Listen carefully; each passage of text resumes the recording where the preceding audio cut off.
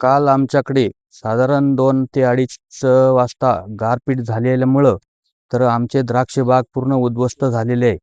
तर काल साधारण 2:30-3 वाजता पाऊस झाल्यामुळं पूर्ण आमच्या द्राक्ष बागेत पाणी, गारपीट, वारा, अवकाळी पावसामुळं फार नुकसान झालेलं आहे. तर आमचे 2 एकर क्षेत्र असून 2 एकर क्षेत्रामध्ये साधारण 400 ते 450 क्विंटल माल असताना आज आमच्याकडे व्यापारी किंवा कोणी फिरकत नसल्यामुळे खूप अडचण आलेली. आमचे खूप नुकसान झालेलं आहे.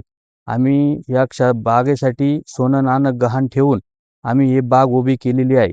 तर साधारण व्यापारी किंवा शासन कोणीही आमच्याकडे लक्ष द्यायला तयार नाही. आमची फार नुकसान झालेली आहे. साधारणपणे द्राक्ष बाग आम्ही खूप मेहनत घेऊन उभा केलेला आहे. म्हणजे एकंदरीत साधारण लहान पोरासारखं त्याला आम्ही जपलेलं आहे. साधारण काय मागणी शासन? शासनाकडे एकच मागणी आहे की शासनाने आम्हाला याची नुकसान भरपाई किंवा जे काय असेल त्यांच्या माध्यमातून काहीतरी आमच्यासाठी पोहोचलं पाहिजे. आज निफाड तालुक्यामध्ये खेडलजुंगे इथे व संपूर्ण पंचकृषीमध्ये काल गारपीट झाली. वादळ, वारा, पाऊस आणि या नैसर्गिक आपत्तीमुळे अनेक शेतकऱ्यांचं नुकसान झालेलं आहे. खास करून द्राक्षांचं फार मोठं नुकसान या ठिकाणी झालेलं आहे. यंदा भाव शेतकऱ्याला चांगला मिळणार होता, परंतु निसर्गाची जी हानी झालेली त्याच्यामुळे शेतकरी हवालदिल झाला. आपण द्राक्षाची परिस्थिती बघितली तर सर्व द्राक्ष फुटलेले आहेत, काही खाली पडलेले आहेत.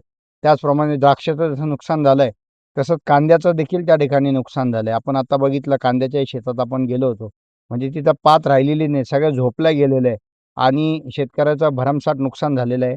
मी तहसीलदार साहेबांशी बोललोय की त्वरित तुम्ही पंचनामा करण्यासाठी या ठिकाणी अधिकारी पाठवा, अशी विनंती मी शासनाला केली आहे आणि शासनाकडे आम्ही पाठपुरावा करणार आहे. उद्या परवा जाऊन आम्ही शासनाला निवेदन देखील त्या ठिकाणी प्रांत साहेबांनी तहसीलदार साहेबांना देणार आहे की बाबा जी काही नुकसान झालेली आहे त्याचा त्वरित पंचनामा करून शेतकऱ्याला आपल्याला काय हातभार त्या ठिकाणी लावता येईल ही विनंती आम्ही करणार आहोत. काल 3 वाजेपासून आमच्या खेडलजुंगे या गावामध्ये गारपीटसह वारा, वादळ याच्यामध्ये भरपूर नुकसान डाळिंबाची झाली.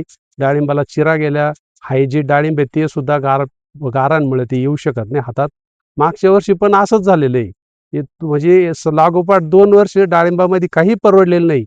म्हणजे जे पीक कर्ज काढले ते सुद्धा आम्ही भरू शकत नाही. शासनाने तो सुद्धा विचार करावा आणि उत्पादनामध्ये आम्हाला जे उत्पादन आहे त्याच्यात काहीतरी विचार करून आम्हाला शेतकऱ्याच्या पदरात काहीतरी घालावे, ही नम्र विनंती शासनाला आमची.